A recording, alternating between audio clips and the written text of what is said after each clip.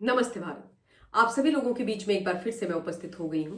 तो निवेदन सबसे पहले मेरा वही कि प्लीज आप सब लोग इस वीडियो को लाइक कीजिएगा, अंत तक देखिएगा, शेयर कीजिएगा और साथ के साथ मेरे यानी आपके अपने चैनल ममता पेन्यूली काले उवाच को सब्सक्राइब करते हुए बेल आइकन को प्लीज जरूर हिट कर दीजिएगा, ताकि जब भी मैं लाइव आऊं, कोई रील या वीडियो अपलोड करूं तो उसकी नोटिफिकेशन आप सभी लोगों को तुरंत मिल जाए।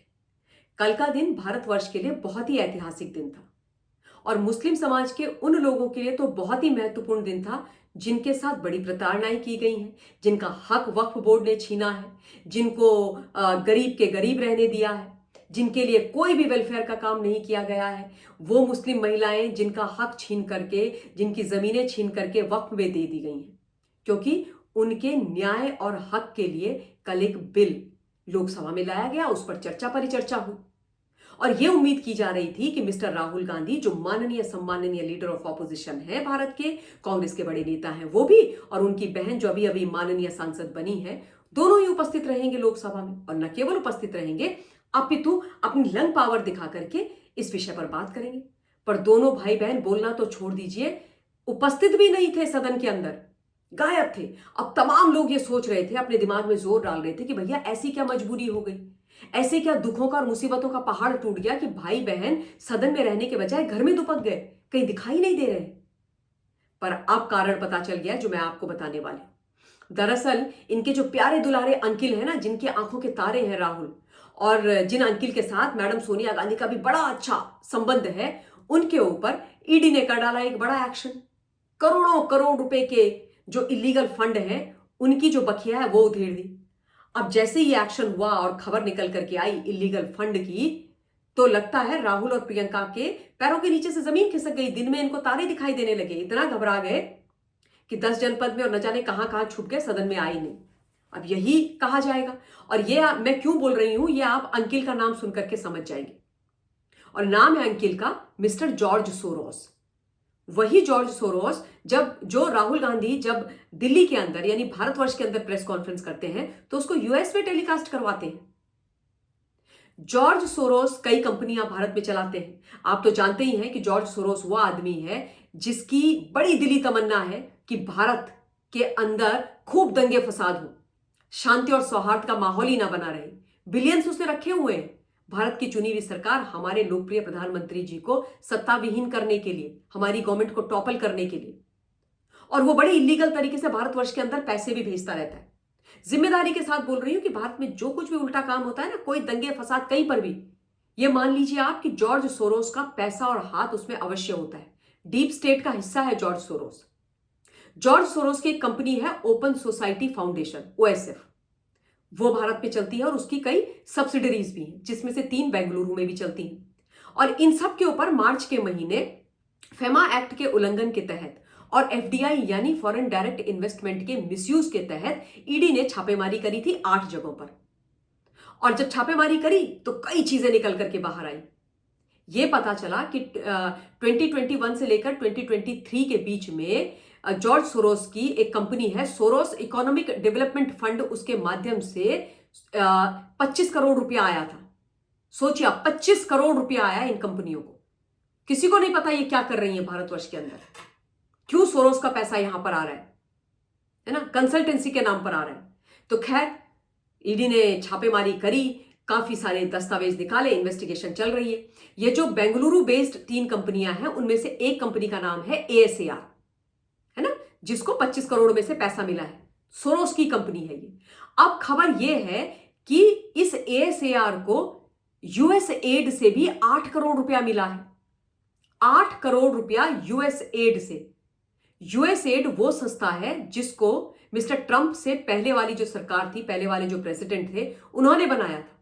सरकार से यूएस एड को पैसा मिलता था अमेरिका में।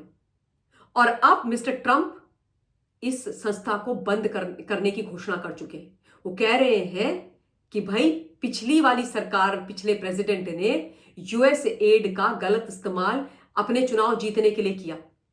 ये पूरे के पूरे इकोसिस्टम लेफ्ट लिबरल कबाल वाले हैं, वो कल्चर को बढ़ावा देने वाले लोग हैं। ये इलीगल और गलत एक्टिविटीज कर रहे हैं यूएस के अंदर। तो सोचिए, प्रेसिडेंट ट्रंप जिस यूएस एड के खिलाफ इस समय मुहिम छेड़े हुए हैं, जिसको बंद करने की घोषणा कर चुके हैं, वो यूएस एड जॉर्ज सोरोस की एक सब्सिडरी को जो बेंगलुरु में है भारत में, उसको 8 करोड़ रुपए देती है। और ये सारे डीप स्टेट का हिस्सा है बाय द वे, है ना। अब आप सोचो कि ये 8 करोड़ रुपया क्यों आया इनके पास, एएसएआर के पास क्या कनेक्शन है यूएस एड का, जॉर्ज सोरोस की कंपनी का, और क्या ये सब लोग भारतवर्ष के अंदर खिचड़ी पका रहे हैं? ये 8 करोड़ रुपया कहां इस्तेमाल होने वाला था, ये सोचने वाली बात है। और जब ईडी ने एएसएआर से पूछा कि भाई तुमको ये पैसा क्यों दिया यूएस एड ने, तुमने क्या किया इस पैसे का, तो वो कोई सेटिस्फैक्टरी आंसर दे नहीं पाए इस चीज का। उन्होंने सिर्फ ये बोला कि दिल्ली बेस्ड एक थिंक टैंक है जिसका नाम है council on energy, environment and water, उसके लिए काम करने के लिए, उसको अपनी सर्विसेज देने के लिए हमें यूएस एड ने ये 8 करोड़ रुपए दिए थे। लेकिन जब ईडी ने बोला कि भाई तुम क्या सर्विसेज ऐसी दे रहे थे कि तुम्हें 8 करोड़ रुपया मिल गया एक थिंक टैंक को के लिए काम करने के लिए, तो वो एक्सप्लेन नहीं कर पाए एएसएआर। और अब आप ये मान के चल लीजिए कि इन सब की लंका लगने वाली, इन सब की उल्टी गिनती आरंभ है, क्योंकि चाहे जॉर्ज सोरोस हो, चाहे यूएस एड का पैसा हो, एएसएआर हो, ये सारी जो सीईईडब्ल्यू हो, जो ये दिल्ली का थिंक टैंक बताया जा रहा है, आप मान लीजिए ये सारी वो ऑर्गेनाइजेशंस हैं जो मानव अधिकार के नाम और फलाने और ठिकाने के नाम पर इस देश की जड़ खोद रहे हैं, इस देश को बर्बाद करने का काम कर रहे हैं। ये लोग इकोसिस्टम टूलकिट गैंग के हाथ का खिलौना है ना, और इन पर एक्शन होना नितांत आवश्यक है। और इन सब का सरगना है जॉर्ज सोरोस, वो जॉर्ज सोरोस जिसका रिश्ता स्पष्ट स्पष्ट दिखाई देता है गांधी परिवार के साथ, है ना। मैडम सोनिया गांधी एक ऐसी ऑर्गेनाइजेशन के अंदर टॉप पोजीशन पे रही हैं जिसको जॉर्ज सोरोस फंड करता रहा है, और आज तक उन्होंने उस बारे में कुछ नहीं बोला है, एक्सप्लेन नहीं कर पाए वो लोग कि क्यों वो उस ऑर्गेनाइजेशन में थी, को चेयरपर्सन या चेयरपर्सन के पद पर। तो ऑब्वियसली इतनी बड़ी जब खबर आती है, एक्शन होता है, तो इनके तो डर के मारे हालत खस्ता ही होगी ना। तो इसलिए आई एम एक्चुअली अज्यूमिंग कि वैसे ही वक्फ बिल पे ये बोलने के लायक थे नहीं, क्योंकि उस बिल में कुछ गलत है नहीं, उस बिल में तो सब कुछ अच्छा है, उस बिल में तो केवल और केवल जो गरीब लोग हैं उनके भले की बात है, जो इलीगल तरीके से इंक्रोचमेंट करके जमीनें ली गई हैं उसको सही करने की बात है। तो वैसे ही राहुल और प्रियंका उस पर कुछ बोल नहीं सकते, और ऊपर से ये बैड न्यूज, सोने पे सुहागा हो गया, ये आने के लायक ही नहीं रहे।